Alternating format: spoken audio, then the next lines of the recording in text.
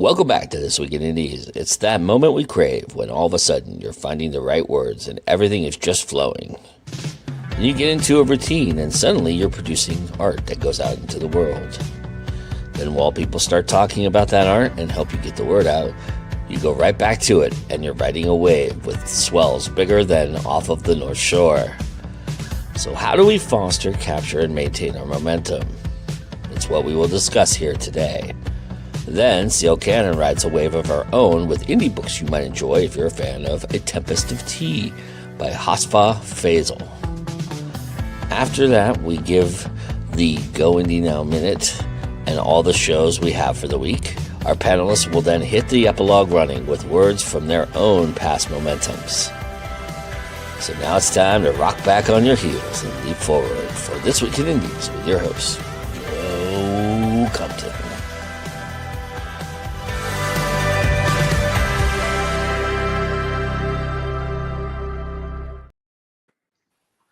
Hello, everybody, and welcome to This Week in Indies. It's nice to have you. Nice to see you. Nice to be here. We have a wonderful, wonderful show ahead for you. Good morning, good afternoon, good evening. And it's going to be awesome. We're going to be talking about momentum. So, let me not quell the momentum of what's going on in the chat. And everybody's saying hello. And JD breaking that sexy fourth wall. AF Stewart saying hi. JD saying hi to AF Stewart. And then October is breaking the fourth wall. Samantha breaking the fourth wall. Then we got Sean saying hello, team. And so that's everybody. All right. Welcome, y'all. And thank you for joining me. Oh, here's Vanessa. I was like, I was thinking Vanessa was going to be here. There she is. There's Vanessa. All right. All right, everybody. Well, we'll get to talking about momentum. So let's just. Oh, everybody's all mixed up. Let's fix that. All right. Well, you can make a game to match us with our covers. Yes, see sir. see if people can read a cover and the author name, or remove the cover name and see if we look like our books. Ooh. I don't. All right, everybody ready to rock and roll? All right, here we go. So let's go around the room and say hello first. JD, why don't you start us off, please? Greetings, fellow humans. I am coming in from very, very, very cold Puerto Rico. I was just sharing with the other panelists of how cold Puerto Rico is. It's 84 degrees. There's a light breeze. There are waves. So yeah, I'm completely miserable. I'm an indie author from Puerto Rico who decided to live 9 years in Atlanta so I can have that Walking Dead experience of a pandemic. And then I moved back to Puerto Rico last year, and it's been good to be back home. I got 22 books out, and one of them has Therians, which is a thing this week, which is hilarious. We'll talk about that. Awesome. All right, Tiffany. Hi, I'm Tiffany Vega, and I am the opposite. I'm in Pennsylvania where it's currently snowing. But I'm in my tank top and shorts. So figure that. I am the co-owner of Outsider Publishing Company, and you can find all of our books on our website, outsiderpublishingcompany.com, or on Amazon. Awesome. Look, everybody, it's Toby. Hi, October. Hello. I am coming at you all from Berlin, Germany, where I just recently moved. I am a dark fantasy author. I am dropping into the YA contemporary romantasy scene, and I have several books out. My website is down below. Feel free to say hello. Awesome. All right, Lily. Hi, everyone. I am Lily Lucchesi. I am a USA Today bestselling author of urban fantasy and paranormal mysteries. I write contemporary romance as Samantha Calcott and dark and taboo romance as S.L. Sinclair. And I am also the co-founder and owner of Partners in Crime Book Services, where I offer editing, formatting, and more for indie authors. And Samantha. Hi, I'm Samantha Bryant. I'm a multi-genre writer. I write about what scares me, and it usually comes out either dark or funny. So I've written the Menopausal Superhero series behind me, and here upcoming, I'm making my first forays into romance. Oh, nice. Everybody's getting romantic here. Everybody's got some Tis little the bit of romance. season. Tis the season. Just the season, yeah. Only with the captain. All right. So one of the interesting things about momentum that I've always been fascinated by is when we have it, we typically don't know that we have it, but we just keep going and doing things with it, you know. And then when we don't have it, we're very aware that we don't have it, and we work to try and figure out how to get it right. So you got this weird limbo point between that, and in starting a conversation about creating the momentum, how is it that you manage the time between when you know you don't have momentum to the time you have momentum to bring you into momentum, if that makes sense? What is something you do exercising wise or ideal wise, something you do that you begin to spark that momentum? I scream into the void. I was going to say something similar, therapy. Yeah. I would like to say therapy has not assisted me in that, but one of the things that I prefer to do, there are two things, and one of them people might kind of laugh at, but it really helps get things going, and that is I will try and write fan fiction. I'm going to take characters or occasionally people, celebrities that I know, and I'm going to put them in some wild situations or some very basic situations if they're, wild characters. That's how I started writing. I started writing fan fiction before I ever published anything. And I was a little kid and it was just scribbled in notebooks in between classes because I was bored. So if that gave me inspiration to do schoolwork, why wouldn't it give me inspiration now? And the other thing that I do, I am a very visual person. Everything that I write comes to my brain fully formed.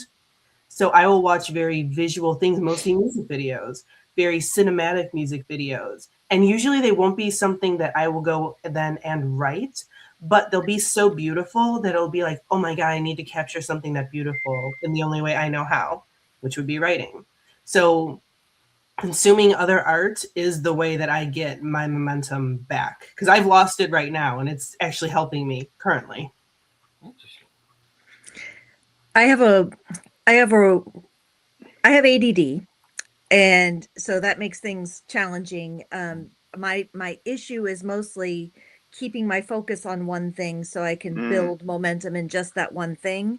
Because as soon as I hit something that's not novel or not fun or not exactly what my brain weasels want, I want to wander off. I want to go write something else or work on a book cover instead or come and talk to a bunch of writer friends and just be social. And so it's always this balance of giving myself those things when I need them and holding them out there as carrots for myself as a kind of motivation and knowing when to say no to me. And I'm a pushover. It's hard to say. It's hard to say no even to myself. But I'm big on lists and charts, and using those to be strict with myself and also give myself a little like gold star. You did the thing. And trying to break things into chunks so that if I can't make immediate progress on what I want to, I can have kind of productive procrastination where it is progress. It's just not the progress I intended. But as long as I touch a project every day, then it stays percolating, and then I'm more likely to keep consistent flow. By the way, Samantha gets bonus points for having the best URL of the day with dangerouswhenbored.com. That's awesome. I have a notebook. I write by hand and then I transcribe, and I have a notebook with me most times. And sometimes you just got to get out of your own way and out of your own environment and go somewhere else and try to do the thing. And sometimes it's as simple. Right now, I have places that I can literally walk a minute and sit down and write, and just that, and not being in my usual typical space with my usual typical surroundings can help me, get through that. And other times it's just write the damn thing, even if it sucks. And I've known to write the thing, not like it, tear the page out, but keep the page, and do that until I land on something that I like, okay, there we're going. And I look at the other pages to see if there's anything that is a spark or a good idea or something that feels right. And I try to keep that. And if not, you can always recycle it. I'm a firm believer in filling your creative well. So if you don't feel like you have momentum, I'm a crafter, so I can sit and craft, and I'm building something, and it makes me want to like get back into my world and like build the world. I'm also a gamer, so if I'm really having a struggle time, like and this sounds so strange, my go-to game is Minecraft, again, because I can sit there and build things and feel like I'm doing something productive, and then I can go back into my world and build things. But the biggest thing that I've noticed is doing writing sprints when I'm trying to get work done, because I can start off only writing 200 words, and by the time that I'm 2-3 sprints in, I forget to even turn on the clock again to start a sprint. I'm just so into putting the words down that I lose track of time. Nice. How about you, Toby? I accidentally became a government-recognized expert on neurodivergency productivity the last time I had these questions. So I started experimenting on me and my friends, and there are a lot of things that people are touching on here that I do a lot of, which is going somewhere else. I love that cafe in Berlin, delicious. Writing sprints, and like Tiffany said, I don't notice when the timer stops, but that's because I use an hourglass and it doesn't make noises at me, so I can just keep going if I get in the zone. But what's most effective for me is setting what I call stepping stone goals. So I have itty bitty little goals that ramp up throughout the day. So like, and throughout the month and throughout the year. And so like my daily goal is to write one sentence. And if I can write one sentence, even if it's 3 to 5 words, that counts. That's one goal met. And so I can almost always hit that goal. And that really helps. And then setting routines for when I am having bad days, like, okay, I'm going to try and write for 10 minutes, and then I'm going to go and do something else. And then I'm going to come back and try and write again before bed. Or I'm in a really big zone, I'm just going to spend all of today writing or whatever. So having those variant schedules and routines and vague plans for depending on which day I'm at is good. That's what I got so far. And Toby gets bonus points for having the most adorable microphone I think I've ever seen. Thanks. All right, so when we have it, then, when you start to do these things that get you into the momentum of the flow, is it truly you're not aware of it and you just go with it, or are you conscious of that there is a momentum happening, and we'll talk about the scarcity of that, and then also what we do with it when we have it. But I'm curious if you all are aware of it, or you're so in a zone you're not knowledgeable of it. It depends on the book for me. So usually I will have a knowledge of it because I can feel the fingers on the keyboard. It's almost like an intense hyper awareness. And like Toby, I'm also neurodivergent. Like Samantha, neurodivergent, so I can feel that. But there was one instance, and it happened a few times when I was writing Paranormal Detectives books 4 and 5. And I talk about this a lot. I remember going outside because we had a little courtyard at our building at the time. So I went outside with my laptop, and it was right after lunch, and I was just writing. And the next thing I knew is my mother yelling my name, like, "Are you going to come inside and eat dinner?" I had been outside for 5.5 hours without stopping, and I don't even remember writing. Later that night, I went back and read the 4 chapters that I had written, full chapters. I wrote I think 12,000 words in those 5 hours, which is a lot for me in a day, especially then. And I did not know that momentum was there. I don't remember what I wrote. It was the most beautiful thing ever, and I have not been able to recapture that since. But the other momentum, when you do notice it, yeah, it's also a beautiful thing. And you are not stopping. Even if you're capable of stopping, you're not going to do it. Tiffany, you wanted to jump in? I was kind of the same thing is when I was writing my very first book, I knew I had momentum because I wrote 50,000 words in less than 12 days. And I, day and night, that was all I did, is like just think about, write that book, where again, that has not happened since then. But I knew I had the momentum. I could not put my computer down. Like right now, I have momentum because I'm in editing mode right now. And I literally had to force myself to stop so I can be here. And I'm already thinking about, okay, once I jump off, I'm going to go right back into editing. So there are times where you know it, but when I wrote the Element series, like, I did not know I had the momentum until I was like done with the book. And I'm like, wow, I did that. I know at the stage I'm at right now, I my writing life is alongside a full-time job, and so I get maybe 2 hours a day to devote to my writing life. And so the momentum I'm looking for isn't so much about an individual session feeling like it has flow, but keeping that flow across enough days to fall back in. And so I can tell when I've got it by how the beginning feels, by how quickly I can fall back in. When I've got momentum, then I sit down and I immediately can do something. And when I don't have momentum, I've lost half of my 2 hour session just trying to get anything out. So that's the kind of flow that I'm always working towards trying to keep. And the key for me is still like, as long as I touch the project every day so that it stays right here in the parts of my brain that work best when I don't look at them. They do their percolating, and then when I get to the moment that I can write, there's something there to write.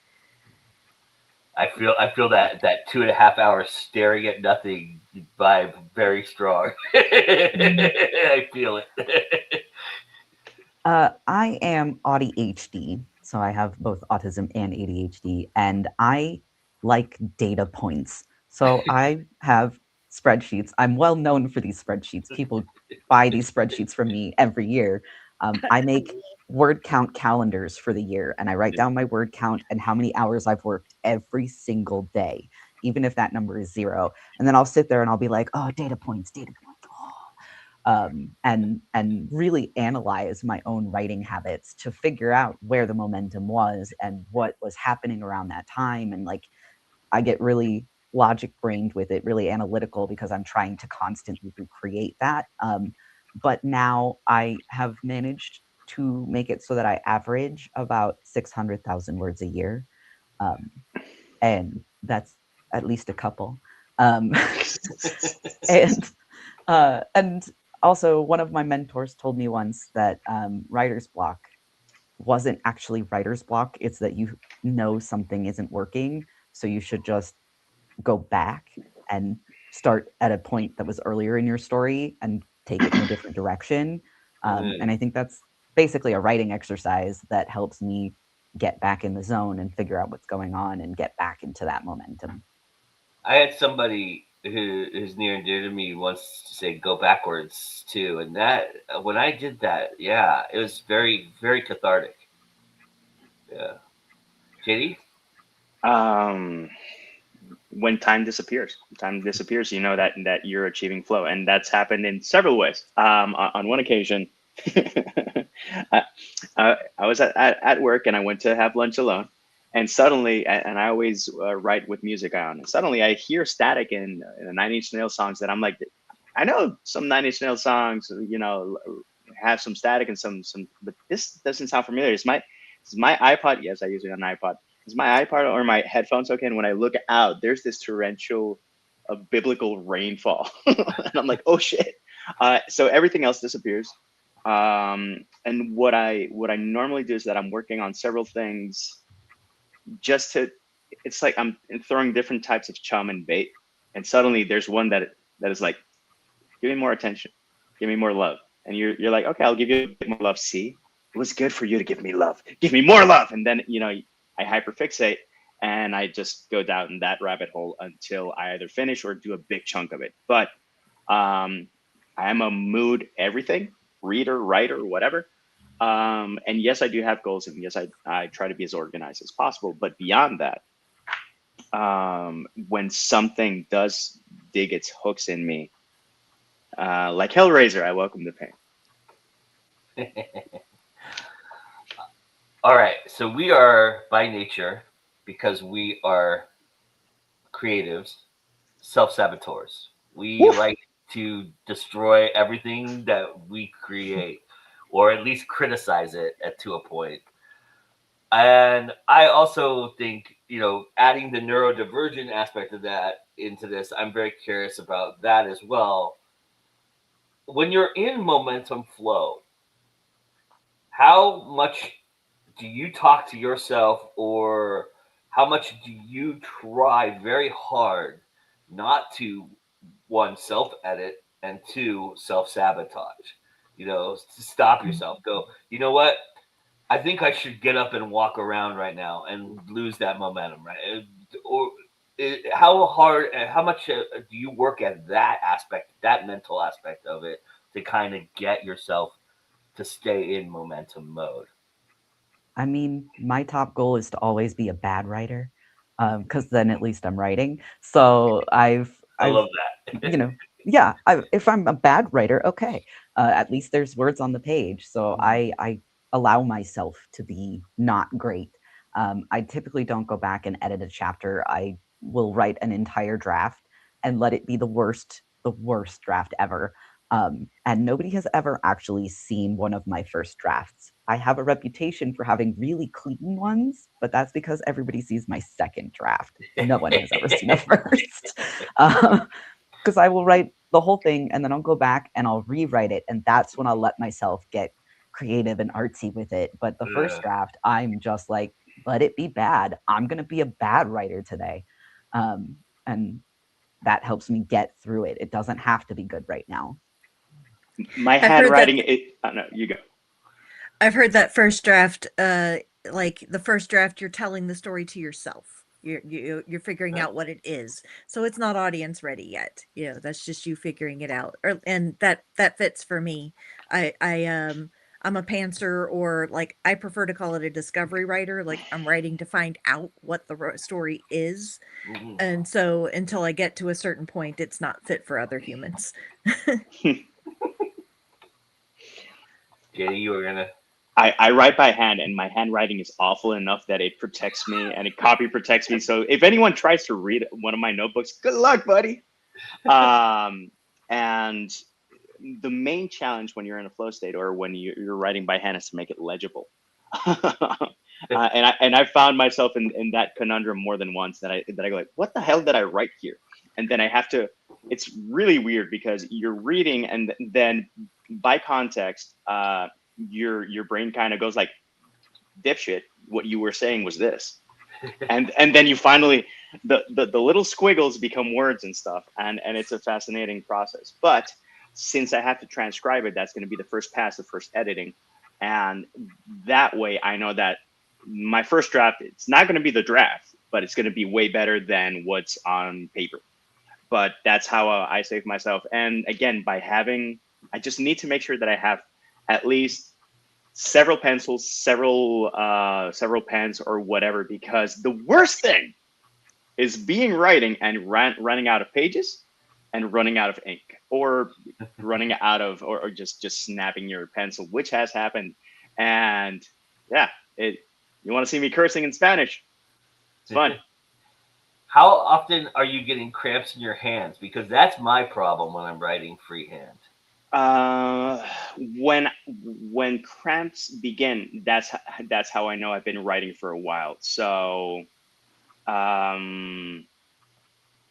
it doesn't happen as often, and if it happens, it's probably because I'm either using a shitty pen, or I'm using this pencil, which I had to stop using because I am 45 and doing this for a while. Yeah.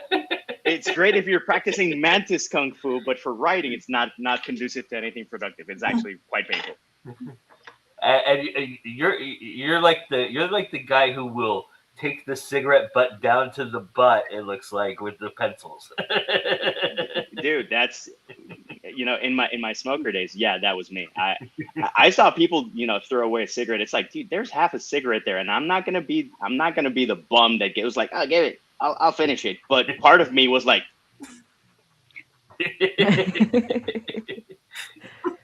You would have gotten along with my mother. But yeah, it's like when you're talking about the neurodivergency, the ADHD gives me hyperfocus. Writing is my special interest. So the autism, the ADHD, they merge. I will sit here and I will write if I am in that sort of flow, and I will do it literally until my body is telling me that I haven't eaten in so long, my blood sugar drops. So I have to check my blood sugars, even though I'm not diabetic. So I'll feel myself getting lightheaded. The screen will swim in front of me. The words will go squilly. I'm like, oh, my blood sugar's down. I haven't eaten in 5-6 hours. I guess I should go do that. I don't get as many 5 to 6 hour writing days as I used to because I'm a full-time editor. But when I get into that writing flow, and I will ignore everything in life. I will ignore phones ringing. It won't cut through to my brain. I am just in that. And it does help me get a lot of words down. But it's also dangerous. I've had a lot of people scold me for it, but when you're in that flow and when you are neurodivergent, you can't really break away. So like you're saying like, oh, you get up and walk around. No, my body won't let me. It's the opposite of executive dysfunction, where executive dysfunction, you're sitting there, you could be doom scrolling, whatever, and you want to do the thing, but you can't do the thing. Whereas when I'm in a flow state, it's the exact opposite. I am doing the thing. You will not stop me from doing the thing. The characters will not let me go. And it feels like I'm being held hostage by my own characters, but it's also a beautiful feeling. And that's not a state that I can get into automatically, but it is a state that once I'm in it, I am not getting out of it. You need a bottle like a hamster so that you can have, electrolytes, and then you need to have like a granola bar here and just. It is funny when you need an IV is what you need. But it is funny when you get into that kind of flow where you feel like you can't stop, how angry I get at the thing that makes me stop. Especially at the phase of life I'm in where, rage is one of those things that attacks me and I'm like, where the heck did that come from? It's beware, but beware loved ones around me if you're going to interrupt the flow. Excuse me, sir. We're gonna start landing. The stink eye I gave that poor guy, and he's doing his job, and I'm like, how dare you? Go around. I'm writing. It's interesting what you said, Lily, because it made me think about stutterers, and one of the things that stutterers do to quell their stuttering is sing. They all have this incredible passion for musical. They have a musical note in their head, and they don't stutter when they play music because the brain's distracted by the learning the notes and trying to figure out the notes and everything like that. And so that's kind of interesting about what you said about your brain turns off in that respect for that portion of it, so art is a beautiful thing. It really is. It can change because people do say, there's studies done on stuttering that it's partially physical and partially, mental, and potentially in the same spot in the brain that neurodivergency sort of quote unquote comes from. Same as autism, ADHD, dyslexia, DID, all of that. There's all something there. So it makes sense. I'm sorry, Tiffany, did you want to chime in here? I'm kind of like Toby. I allow myself to just write the words on the page. Editing comes later. So I get, fixated on putting just words. I don't care what words they are, as long as there's words on the page. Tomorrow, that's tomorrow's Tiffany's problem, not today. Until I can have my draft, and then I worry about what it sounds like later. You can't. That's why we have great editors like Lily to help me. Yeah, but you can't fix what's not written. So, and a lot of oh my God, it's like, dude, get over yourself and get past that, and just if you're gonna edit anything out, edit that sentiment and that action, and everything else. Just I never edit a chapter after I'm done with it. It has to be all done first because I don't know where I'm a pantser. I don't know where my story's going. I discover it as I'm writing. And if I were to go back an edit and making it sound so nice and interesting, I would not want to make that change down the road. So if I can get the whole story out on paper, then I know what direction I need to make the first chapter sound like. Shout out to my first editor and Rebecca Jonesy, who taught me the trick of, because this is my problem when I start to really talk about something. I'm a big authenticator, and I like to research it and put it in. And she taught me the trick of putting an asterisk every time I thought of that. Of course, then my draft was full of asterisks, but I have an asterisk next to the word that I want to go look up, or because sometimes I'm writing in a flow state and a word comes to me, and it's 9 times out of 10 usually the right word, but sometimes it's not. And so I question myself in that respect. That's what I self-sabotage about a lot. But also, if I'm talking like in doctor speak or police procedural speak, which is what I write, which is what I've been writing, with my books I will asterisk every part of that just to verify that I got it right. This is the way that a crime scene works, or those rabbit holes we tend to go down quite a bit for hours in end. I will asterisk all of that while I'm writing my first draft, and probably even my second draft. And like Toby, I do the same thing. I write the first draft and I trash it and rewrite it. And I usually do that right away.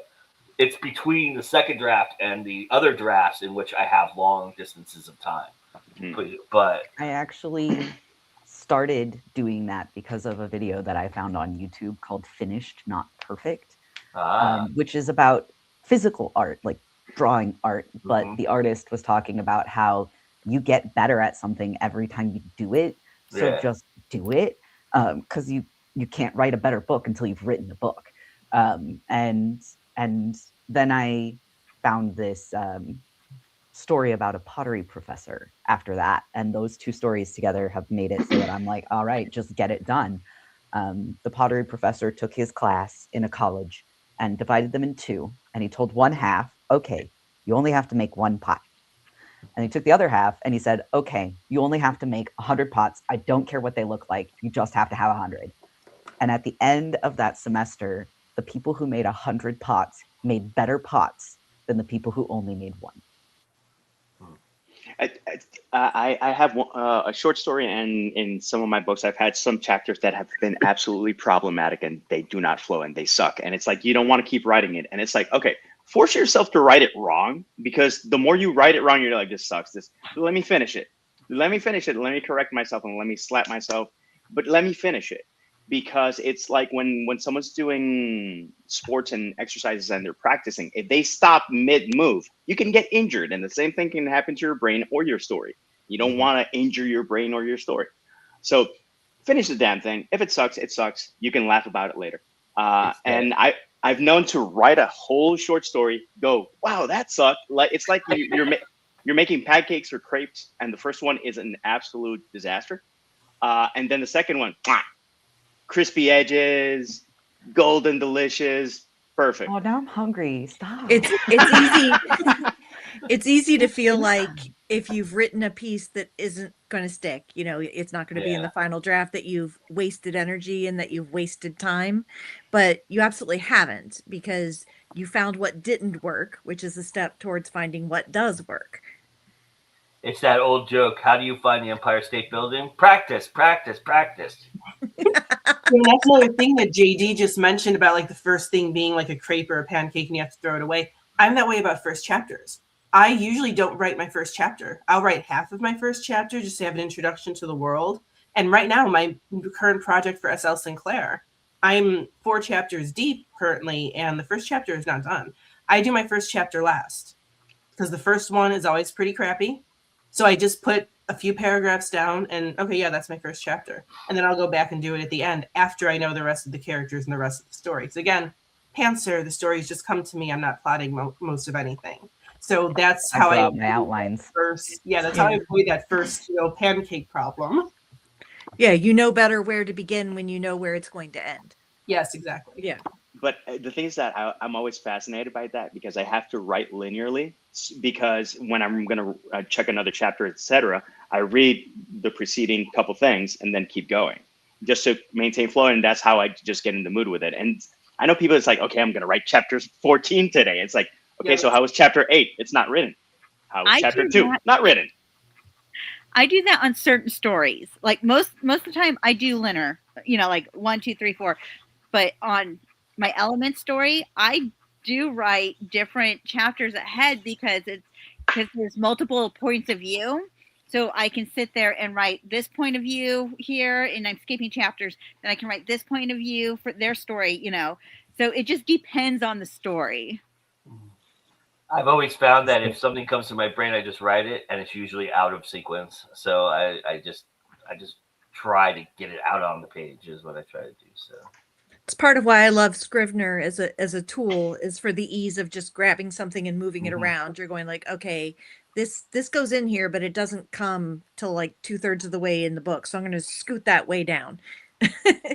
for screenwriters out there, Final Draft does the exact same thing. Yeah, you can take chunks of scenes and move them around, and they have what they call calling cards, where you can put them in little cards and then move them around too. So, which I think Scrivener has as well. So, all right. Well, not to quell this momentum, because it's just we're riding a wave, but we do need to jump out for just a few minutes, and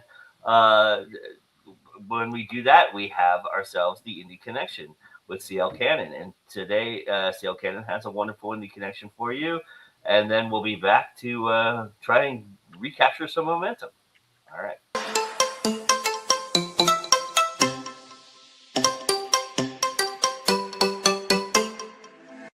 Hey guys, CL Cannon here from Fiction Atlas Press, bringing you another Indie Connection. And today I'd like to tell you about some indie books that you might enjoy if you're a fan of A Tempest of Tea by Hafsa Faizal. The first book I have for you is called The Blood Thief by Cullen Spur. A vampire, a dwarf, a succubus, and an elf rob a museum.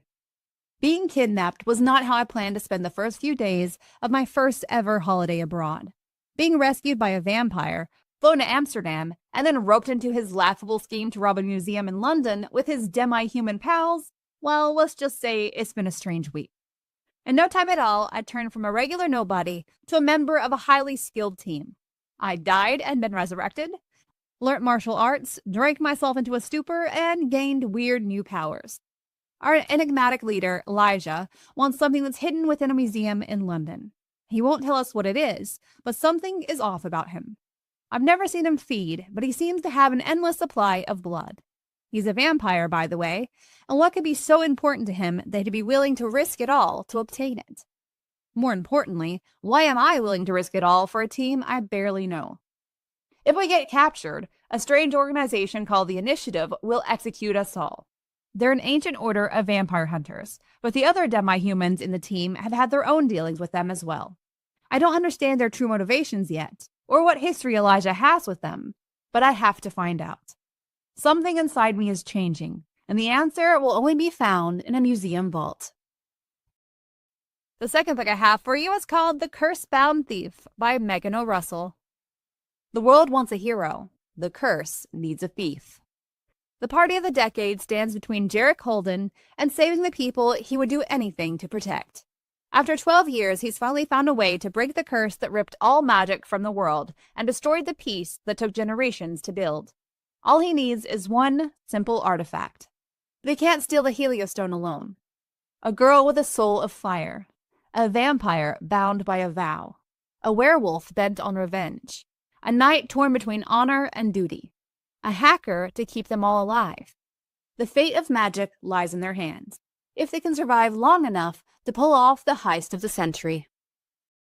The next book I have for you is called Twilight Seeker by Pippa DaCosta. Stay in the light, avoid locked doors, and resist silver whispers. Meet Linhair Eris, hostess extraordinaire. By night she entertains the dark ones passing through the night station. Vampires, demons, shifters, and worse. By day, she undermines them all by working with the resistance to unravel their enslavement of the human race. But Lanier has a dark secret. On the imminent arrival of Ghost, a vampire overlord few have seen but all fear, she must play her role as the queen of the night station to perfection. keeping the resistance and her secret safe, or risk losing everything, including the powerful Night Station itself. And the last book I have for you is called A Dream of Shadows by Peter Elliott. Vizier the Lash has spent his entire adulthood on the verge of peril while operating as a criminal in the violent metropolis of Hell's Labyrinth. Vizier, intelligent and poised, longs to lead the life of smuggling that betrays his cultured personality. His chance comes when he's commissioned to overthrow the Raving Blade, one of the most notorious and cruel power brokers in Hell's Labyrinth. Vizier joins a rogues gallery of accomplished shadow bidders, each a master of distinct and nefarious skills. Among them are an ex-pirate whose enormous size and skill with weapons make him a veritable one-man army, a brilliant actress who finds herself playing a key role in a criminal world where she doesn't belong, and a calm, mysterious assassin who draws events ever forward towards a series of increasingly dire consequences. Vizier has 48 hours of mortal danger and sadistic enemies standing between him and freedom, but good and evil are not as straightforward as they seem. Okay, that's all for me this week. I'll see you next week on the Indie Connection. Bye!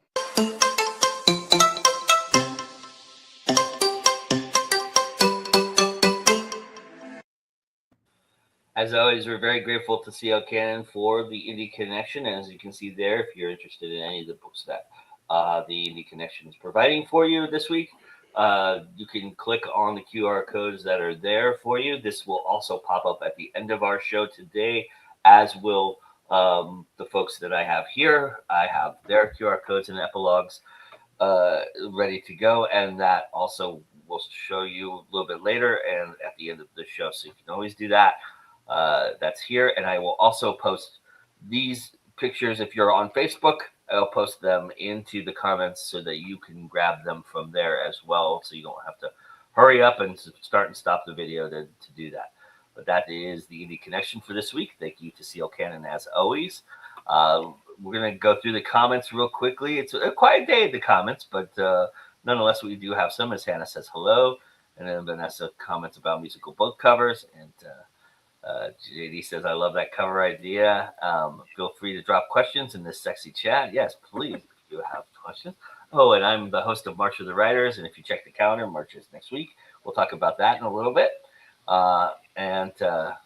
Yes, it is next week. I know, right? It's crazy. Amazingly, yeah. And then Vanessa says, I also scream into the void.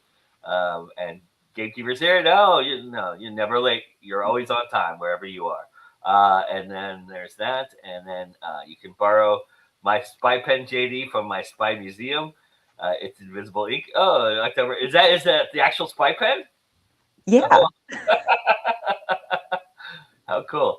I want to write with invisible ink to see what the hell happens and capture it if I can't see what's on page. Scatman John's song, it was about stuttering, R.I.P. And there goes my TBR expanding again. Yeah. The never-ending TBR, right? I'm opening tabs all over. The Tempest of Tea cover, yeah, that's a gorgeous cover. It's a series, too. You should see the other ones. They're different colors. It's very fascinating. I was looking at it earlier when I was grabbing the cover for this week, and it's a whole series of books, and the intricate edging that they do on the special editions is fascinating too, because it actually spells a word on the side, and then it goes into another word on the next book, and so there must be some kind of, I don't know the book, so there must be some kind of like secret that it's telling you, which is very cool. I love that cover. Wasn't it X-Men like last week? God, I hope.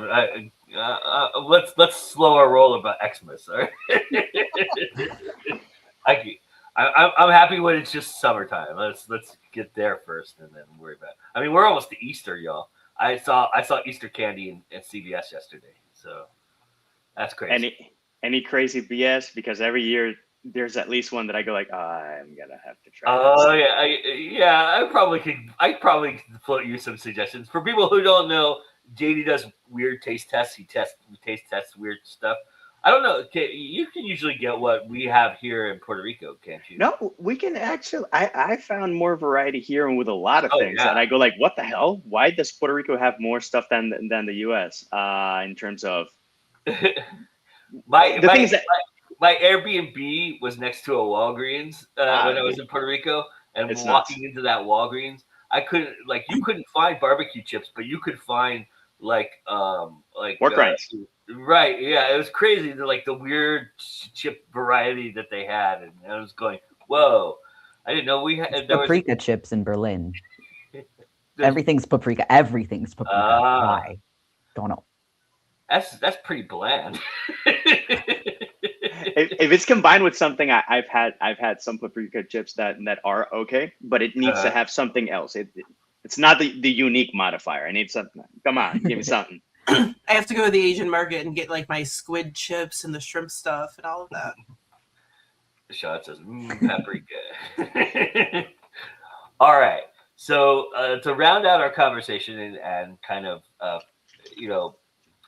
put a bow on this, so to speak, I'm curious. Do you know?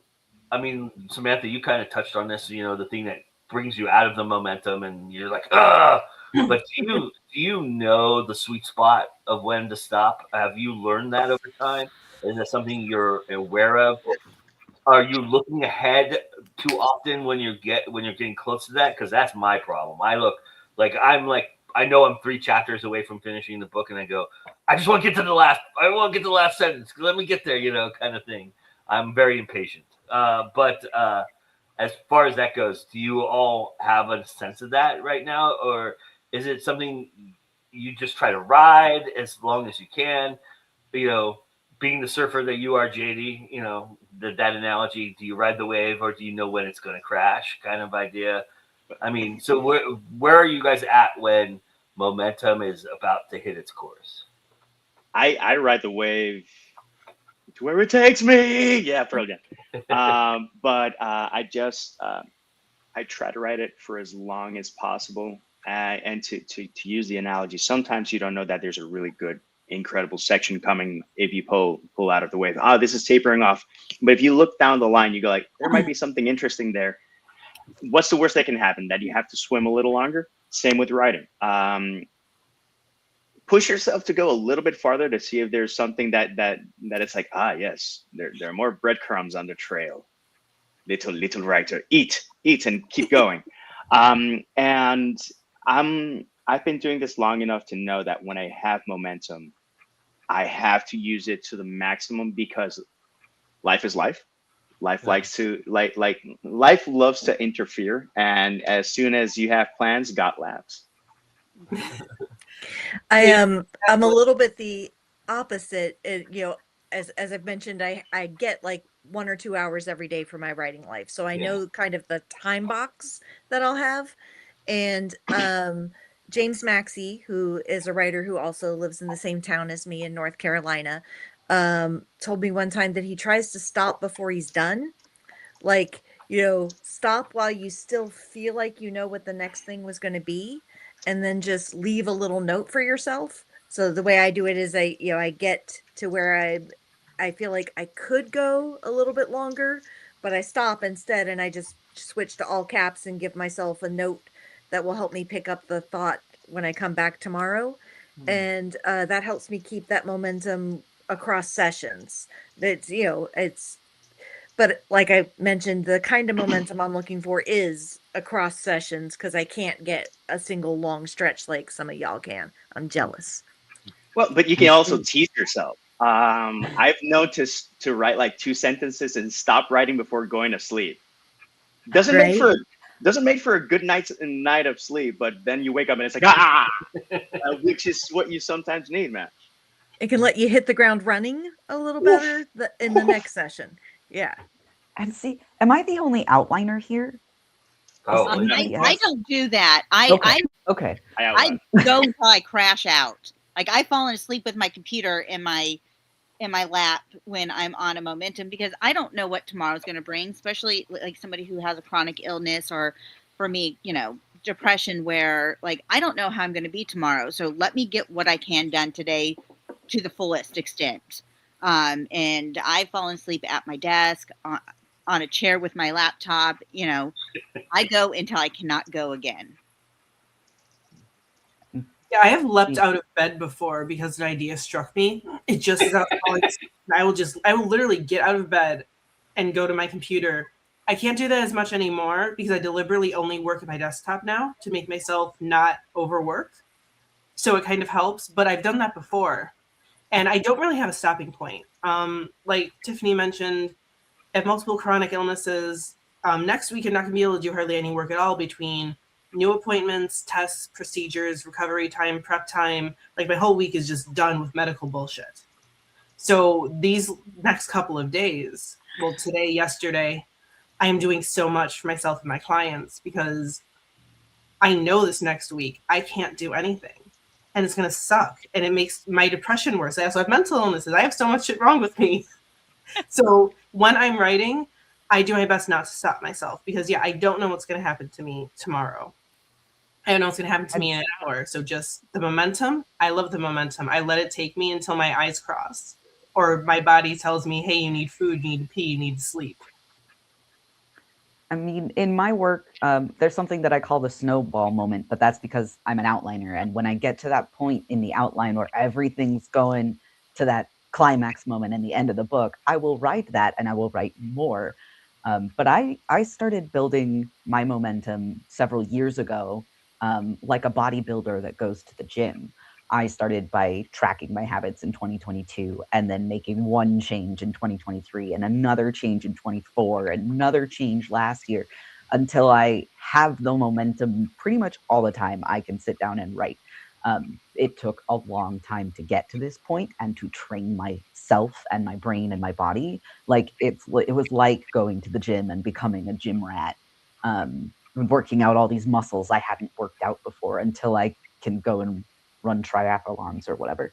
And then my biggest struggle recently has been that I now have 3 roommates. There's 4 of us, and we are all stacked on top of each other in an apartment in Berlin, a very tiny flat. And so my momentum is broken all the time because there's so many things going on. And so I've started locking myself in writer jail, and there's a sign on the other side of that door that says, call me 24601 because I'm in jail. If you get the Les Mis reference, yay. But and they know not to interrupt me if that door is closed because I'm in writer jail. And that helps me keep my momentum too, is communicating with the people around me what I need. I really like that bit your about word count. You got to pump it up. Pump up it. I really like that thought about how you built your momentum like a muscle. And I think that's a key thing, is that there isn't a right answer here, right? It's all about studying yourself and your process and what works for you, and also accepting that that changes. You know, I've been doing this for about 12 years now. And so that made a big difference because 12 years ago, I had an elementary school child to take care of. And now I have young adults as my children. And so the parameters I'm working within and what's gonna and how my own brain and my health and everything has changed, all of that influences how my work can work. And so you build the muscle, and then that's going to work for you for a little while, but that's not your permanent plan. Check back in 10 years, you're going to have to have shifted, because lots of things about your life will have shifted. People ask me about what is my method, and the things that each project I switch it up a bit. And sometimes it's more than just a bit, because part of the discovery process for me is deciphering how I'm going to write the thing. So I'm very much more polished and organized with certain projects, and other projects are a bit more loosey goosey and pantsy. And having that flexibility of projects can allow me to leverage how I'm feeling and what I can be more productive with. The daydreams on the Sherbet Shore, I have a general idea, and I just go like, okay, how much of my inner Wonka can I bring out in this short story? And then there's other things that I need to be more dialed in. It could be nonfiction or it could be fiction. The thing is that I'm very focused, and I'm much more in terms of outlining or having ideas. And then there's other projects that I have. I have a dumpster document that is like 400 pages of miscellaneous bullshit. And then if I'm stuck at something, I open that up, I scroll down. It's like a Ouija, and then I land on page 79. And it's like, let's read here and see what I can find. And then I find it. Okay, so it all sucks except 2 sentences. I strike through everything else, and I highlight those 2 sentences. And those 2 sentences can make me either land on a full chapter or just an idea that it's like a key log. For anyone familiar with logs or with logging, sometimes there's a jam, and what is actually causing the jam is one damn log. So if you can get that out of the way, everything flows downstream. Okay, I have to go on what JD said. I didn't know other people had one of those dump documents. I had no idea other people did that. The Coven Princess, which you see next to me over there, it was originally 184,000 words. 84,000 of those words went to that dump document. 84,000. And out of those 84,000, roughly 50,000 of those went into book 2. There was never supposed to be a book 2. It was a standalone. So I had no momentum for book 2 whatsoever. Those words that I put into that dump document, I was able to pull scenes, characters, dialogue, up to 50,000 of that and write half of the next book. And that's what gave me my momentum. So yes, if you don't have a dump document, listen to JD and me. You probably should get one. You never know what treasures you're going to find in the dump. And I said that sometimes you have to write it out, and I tear the page, but I don't toss it. Anything can be a capture tool. If you have a capture tool, and you go like, there's something here, let it go, and suddenly look through that little treasure box like 3 years after you do that, and then you're gonna go like, oh, this is a great idea. Yep. And this is where I plug my writing software, which is a website called Ellipsis, because I like saving things on clouds. And Ellipsis lets you save a draft. So I currently have a couple of drafts that are like, before you deleted 50,000 words, here's what you had. And then before you made this change, here's what you had. And I can go back and look at the different draft versions as I work through the story. Ellipsis is really cool. And it's spelled with a U. So I'm going to try and drop it in the chat, but my chat is being weird. Well, you spelled it with an E. It's got a U. The U at the end. I thought maybe you were talking about the U at the beginning. Ellipsis. Ellipsis, ending in sus. You have diabetes and ellipsis. So, Gatekeeper says, brain no go burr, brain go when that's when I stop. So. All right. Well, wonderful chat, y'all. And now we're going to move on to the epilogues and everything. And before we do that, let's talk about what's happening here at Go Indie Now. This week's shows, we've got a good slate of programming for you all week long. As you can see here, I just want to quickly mention, last night we dropped our first saving of the seed of the new 2026 movies that we've been watching, Brian and I. And these are the 4 films that we watched and reviewed on our show yesterday. So if you haven't go back and check that out. It's live now. You can go check that out and get those 4 films. We're doing something this year where we're having our audience recommend films. And we're still taking recommendations. So if anybody out there wants to have us review an indie film, it doesn't matter what year it was, what genre it is, or whatever, as long as, like, we just did our first anime thanks to SM Hillman, which is Perfect Blue, which you see there, and we talk about it. And so we're welcoming all comers to that, and each episode we will have a new recommendation that we review. So definitely check that out, and if you want to contribute, just get in touch with me and we can do that. That being said, on Monday, we start off with Ben Shakeman, who you all are familiar with if you're a fan of the show. You've seen him on here several times. It's the first time he and I will have a one-on-one conversation, so I'm really looking forward to that. And we're, of course, this season on 21 Grams, we're talking about darkness and villains. So he has an interesting way in which he presents villains in his stories, as I've read his books, and it's very interesting. So we're gonna explore that a little bit. Then right after that, Sean's bringing on Christopher Hilton to do his game, Action Heroes, and they're going to live play that for you on Hit the Dice. And that starts at 8 Eastern on Monday. and you'll get to see a nice 2-hour session of Action Heroes. From what I understand, very cool game. So you all want to check that out as well. Then later on in the week, midweek, we're going to have Brian and I sat down with one of the writers and producers of our favorite film of 2025, which was Don't Tell Larry, a very slept-on film. If you haven't seen that movie and you want to laugh, I highly recommend it. It's one of the funniest films I've seen in quite a long time.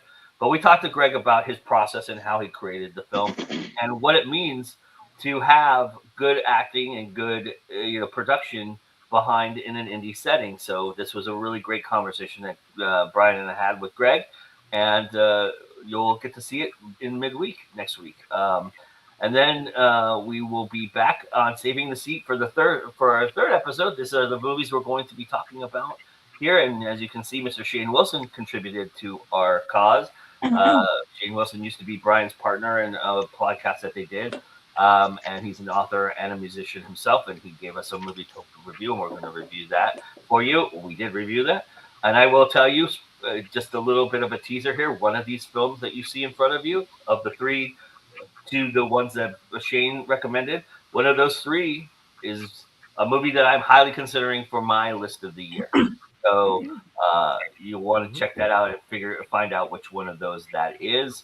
And then we come all the way full circle with This Week in Indies, as SM Hillman will be back talking about using nonfiction in fiction. And so you can see the people that he's got below there: Paige, Brad, Juliet, Ben, who aforementioned Ben, and Anita will be with him to talk about that. And of course, as you can see to the little corner there, which is going to lead me to the next segue of our show, we begin is it our third or fourth year, JD? Well, you doing it, I think it's the 30. What is time? It's 2026, and cars aren't flying, and people are doing stupid stuff. But we are partnering with this man right here. Yes. Let me get it off the screen so that you can see this man. Yes. wait, but I'll help you out. Well, I can help you out too there. But we're doing Marches. We're once again partnering with March of the Writers. Please, JD, tell everybody a little bit about March of the Writers and what it's about. So. Okay, March of the Writers is a come one, come all month-long event. 31 days in March, 31 prompts. For you to, some people are like, what am I going to post? And some people are either bored or burned out, etc. The idea is to develop creative prompts for you to tackle however you feel. I always make a point of that, because some people, they do it by the dot and they do it by the day, and it's like, oh, I missed a day, I can't continue. It's like, there's no rules. There's no rules to participate. If you want to do batch filming, do that. If you want to do it in writing, do it. If you want to do it in your podcast, do it. Whatever. The idea is for this to give you momentum and to get inspired to connect with people. The beautiful thing is that not only things that I've seen is people from different countries and different languages connecting, and then you see them year after year, they're still friends. And that's cool. You see people connecting with their readers, which is always a beautiful thing. And sometimes as authors, we do the writing, we know the writing, but how do we promote ourselves? And sometimes the best way to promote yourself is to show people who you are and how you are and why you are and what drives you. So this is to tap into that, to connect with anyone. If you're a writer and you haven't published, you can do this. If you're a creator and you're an artist and find the prompts interesting, do it. The idea is to give you something positive to focus on, or if you need a platform to express some of the rage that we are feeling these days, by all means do it. The only rules, and it's loose rules, is have fun and be respectful to others. If you don't like what someone's doing, mute them.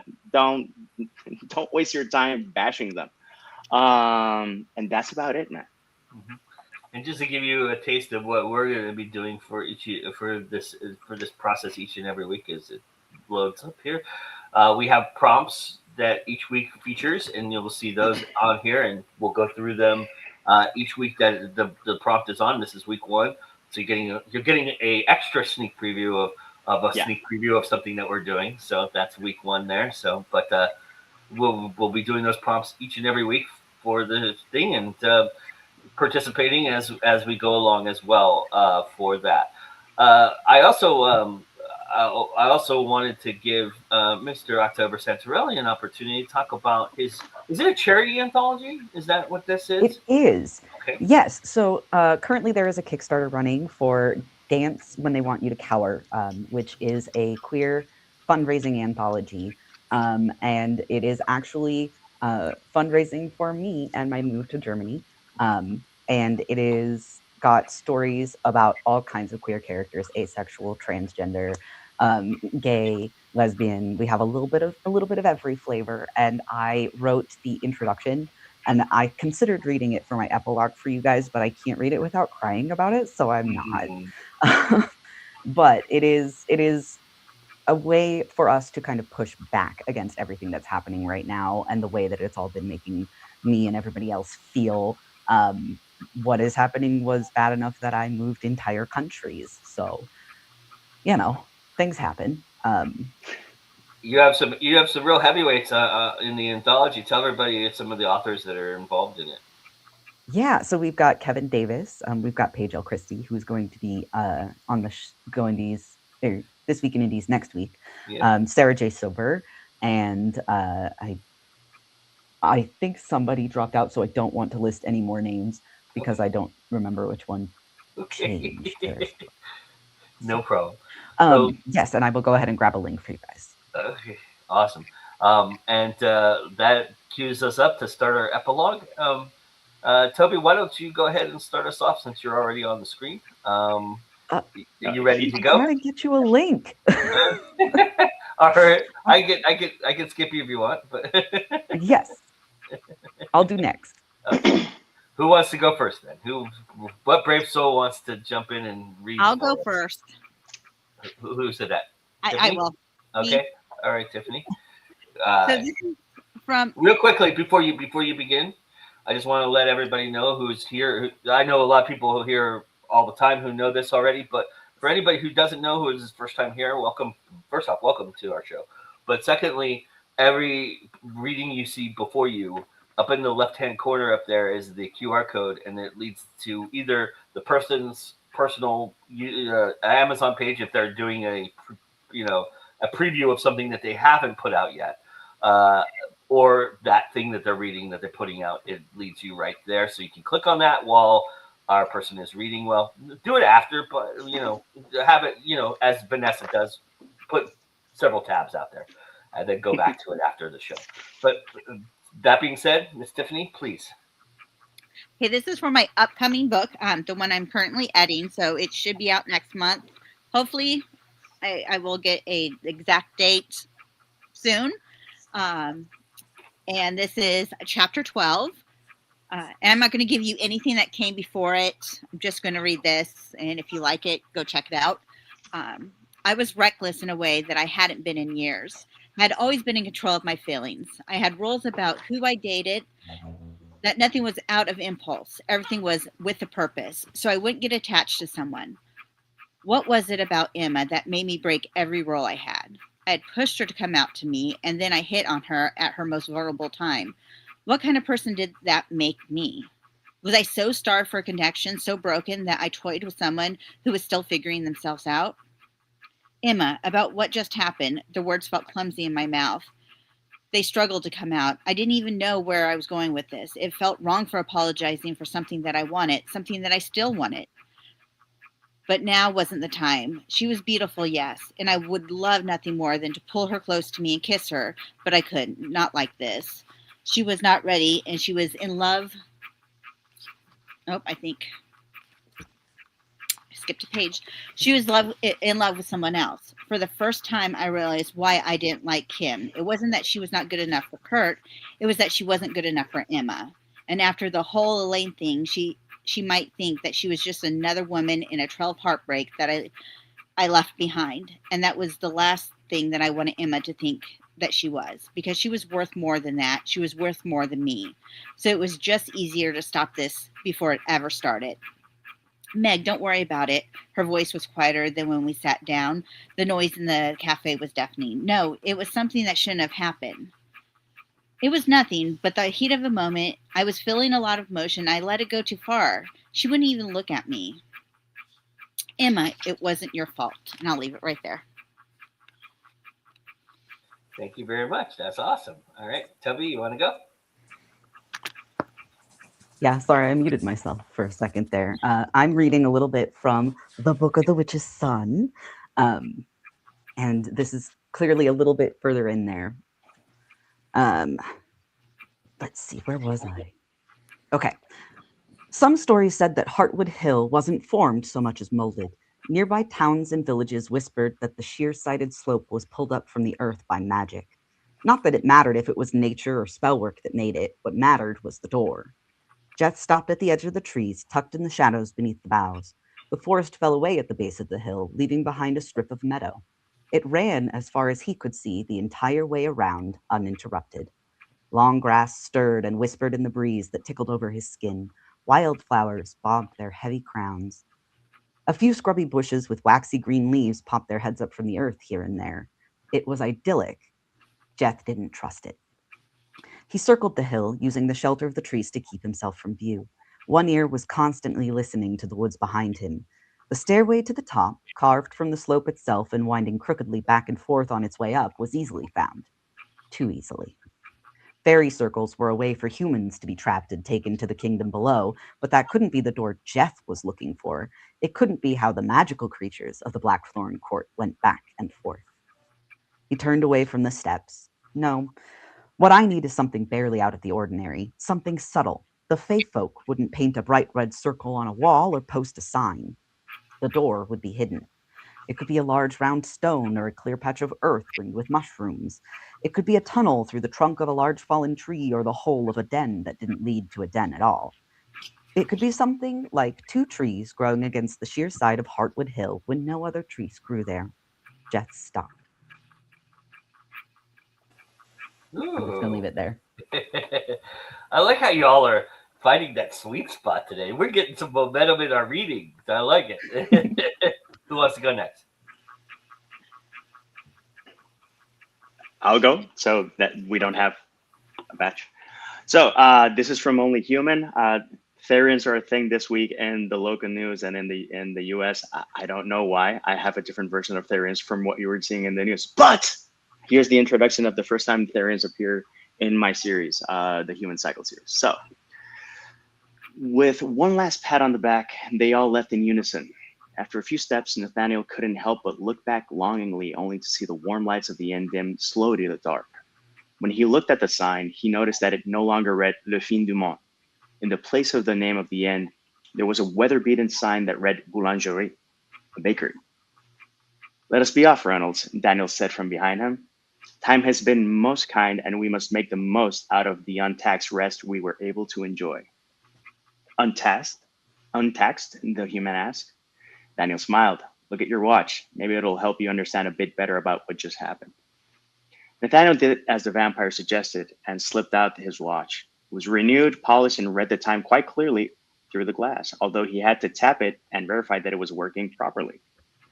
It read 8:16, and the young man clearly remembered that they had arrived at 8. But Daniel didn't let him finish. "Small gift from our dear friend, Mrs. Fawn.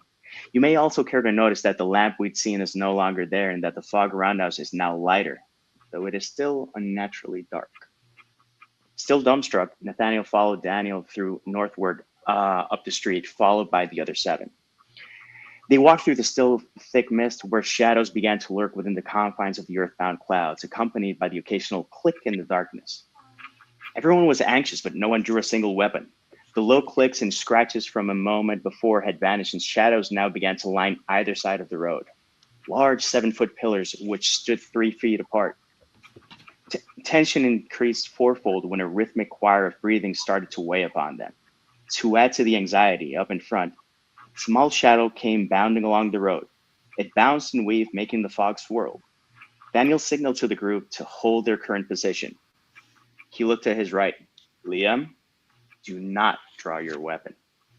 "But Lord," Daniel interrupted. "Mate, trust me on this one." Daniel took a few steps forward and waited for the twirling bit of night to stop dancing. He then spoke in French. "Bonsoir, je veux aller au Le Castil." "Mon Dieu," said a small girl's voice in a thick French accent. "Your French is terrible." "And you don't sound like Shakespeare either," Liam snapped. which prompted Daniel to lick him sternly and exchange a few inaudible words so that Liam stayed quiet. Aha, said the voice. The flying rat as a flying tongue. As soon as the sentence had been spoken, a small girl no older than 12 bounced to a halt 2 feet from Daniel. Hello, she said in a bubbly squeak of a voice. Daniel stayed calm and serious, though somewhat friendly. How do you do, miss? Non, non, monsieur. I am soon to be wed to Prince Gévaudan. I am his nouvelle. My mistake, madam, Daniel said, and my regards to the prince for his fine taste in royalty, but I must ask you to accept my apology. And why is that? Asked the little girl. Well, me and my companions have rather lost our way. We're looking for Castle Margarita, and we're wondering if you wouldn't mind us troubling you so that you may show us the way. Ah, the castle is this way, she said, and began strolling off with the company doing its best to follow behind. After a couple of hops, excuse me, after a couple of hops from the girl, she called out loudly, it is them, it is them. They wish to go to the castle. After she yelled, the fog slowly faded, allowing the peaks of the castle towers to come into view. They're going to ambush us, Daniel, Liam said. Daniel smiled calmly. Old friend, they're going to do that. We'd be dead already. Those aren't pillars on either side of us. As the veil of fog finally vanished, the castle came into clear view, as did the road and the hundreds of Therian soldiers flanking them on both sides. Daniel seemed unbothered by the appearance of the Therians, although his company was less confident. All eyes stared at the group of vampires and the solitary human in the midst. Nice. All right, Samantha, Lily, who wants to go? I'll go. All right. So this is from Not Too Late, which is my first romance release. It's coming out on April 28th because I believe in giving myself a book for my birthday. So this is from the 4th chapter after our hero and heroine have met, and she's thinking about it. So here we go. There was a text from Kimberly. So was I right or was I right? Chris is the best, isn't he? Work could wait. Amanda texted back. I admit it. You were right. The class was just what I needed. You might have warned me that Chris was swoon-worthy, though. She paused, then added, Who is he? He called me Mandy, so he's got to be someone from high school. She'd started using her full name in college. The only people who called her Mandy had known her before she could vote. The response from Kimberly was cryptic. A set of emojis. A purple devil, a red firecracker, a yellow flexed bicep, a blue sneaker, a race car, an eggplant, and a set of hearts. The nurse came to take them back while Amanda was still puzzling over what that was supposed to mean. She'd been hoping for something more useful, like a last name. The first appointment with the GP went well. Amanda took notes about the changes to her mother's medication and reminded her mother to talk about the dizzy spells she'd had in the shower the day before. She made a plan to have more safety handles installed in addition to the grab bar that was already there. Crossing one thing off the list just seemed to add more things to the list. Low drama was good. Amanda expected things would be more contentious with the follow-up to the hip surgery that afternoon. They'd known the surgery might not solve all her problems, but Mom was still annoyed at her limitations, and Amanda might have to run interference between her mother and the doctor. Her mom's energy was still good after the appointment, so Amanda suggested they have lunch on the avenue instead of going home between appointments. The hoagie place they favored when she was a kid was still in business, though it had changed names from Pasquale's to Fessler's. Pasquale's sounded more Italian, but Fessler was the real name of the family who owned it. Amanda smiled as she wheeled her mom to a table, noting the new decor with pleasure. New name or not, it still smells like the same old place. Oh no, they're very modern now. Mom pointed to the new section at the bottom of the menu. They serve vegetarian and gluten-free. Amanda's eyes widened. That's very forward thinking, but I think I'll just stick to my favorite. She had just taken her first bite of her steak hoagie, delicious homemade marinara sauce squishing out the side and plopping back onto the paper packaging, when she spotted him. At the table by the window sat Chris. Yoga Chris. Hot Chris. The sunlight was streaming in through the glass, making the silver streaks in his dark hair shine. While she was watching, he leaned back his head and let out a loud, goofy laugh that tickled at her memory and also gave her a chance to admire his jawline. She was just starting a nice little fantasy about kissing her way along that cheek down into Chris's throat when he reached over the table and grabbed the hand of a young woman across from him, giving it a squeeze. Amanda shifted her attention so quickly that a glop of cheese fell out of her sandwich and bounced over her bosom on the way to the table. Shit. She grabbed at some napkins to dab at the spot, but she could already tell she'd given herself a laundry problem. The shirt might or might not survive it. Still swiping at her shirt, she returned her attention to the couple in the corner. The woman sitting with Chris was young, maybe 22 or 23 years old, fit, blonde, and beautiful. If she was right that Chris was someone she'd gone to high school with, she had to be more than 20 years younger than him, close to 30. A sigh of disappointment escaped her, and her mother quirked a questioning eyebrow. "It's nothing," Amanda said. "I just saw someone I thought I knew." Undeterred, her mother turned to see who Amanda might have been looking at. When she turned back around, her eyes were twinkling. "Is it the handsome young man in the window with his daughter? She's got his smile." His daughter? Amanda choked on her soda. Now she felt like three kinds of an idiot.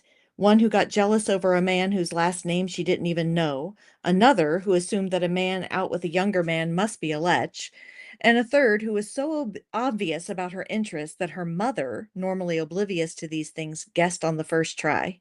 She wanted to sink through the floor.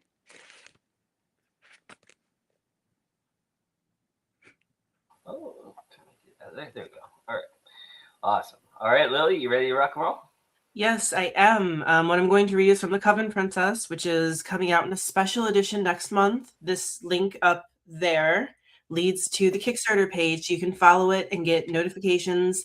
You will also be amongst the first people to receive a preview of the brand new interior and art that I've commissioned, so make sure you follow it. And this scene, I don't want to read the whole setup. It's Harley, the main character, and Nick are hiding in a cupboard in a classroom as they felt dark energy begin to pass through as someone entered.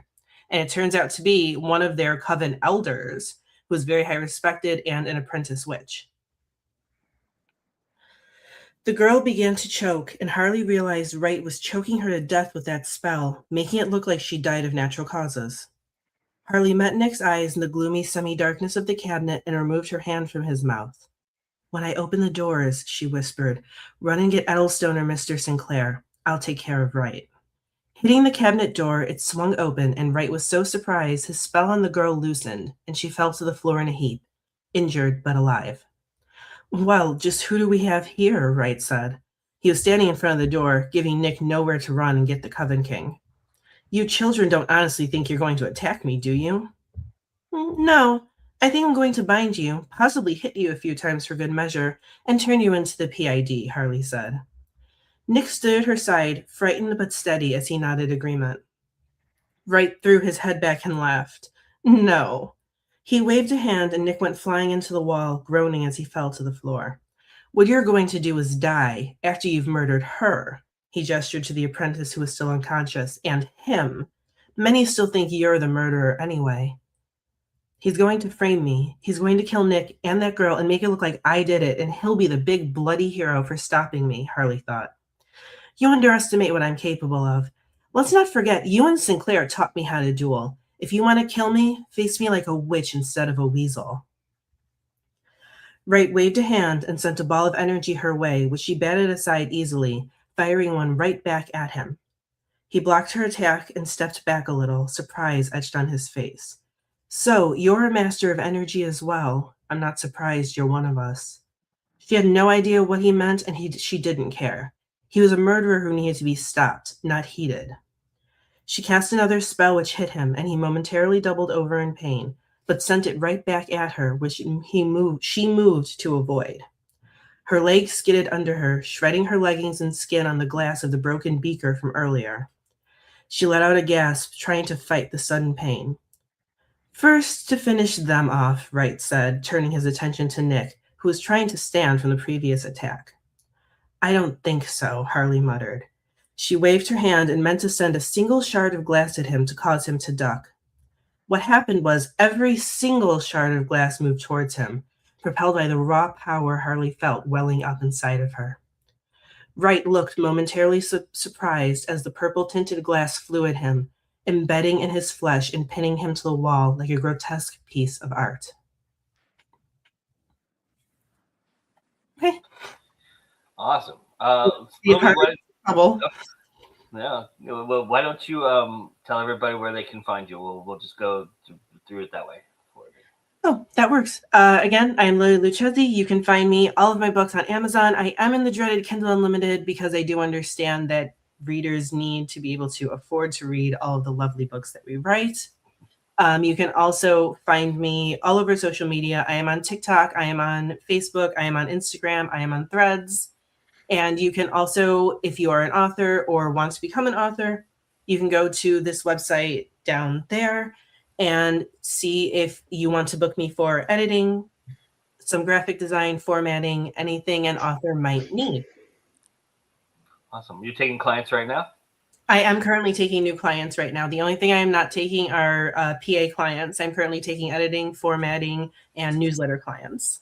That's awesome. All right, Samantha? Hi, I'm Samantha Bryant. You can find me all over social media is at Samantha B Writer, just the letter B in the middle there. And my website is Dangerous When Bored, where you can find all of my books and lots of other things about my writing life. Nice. JD?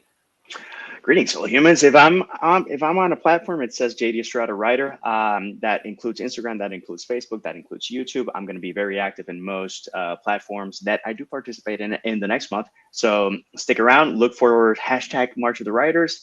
We do it in English, and in English, I'm partnering with Go Indie Now. In Spanish, I'm partnering with Ben Internacional, which is a local writing association. The idea is to have a lot of fun, and I do have a very active Substack. And I have some goals that if you guys help me hit for paid subscribers and just subscribers, you're going to have to keep me very busy. And finally, this is the first time I'm going to mention this publicly, but I will be offering translation services. So if you have short stories, poetry, or novels and want to have it in Espanol, or if you do it in Spanish and want it in English, drop me a line and who knows, maybe we'll work together. Nice. Tiffany? You're muted.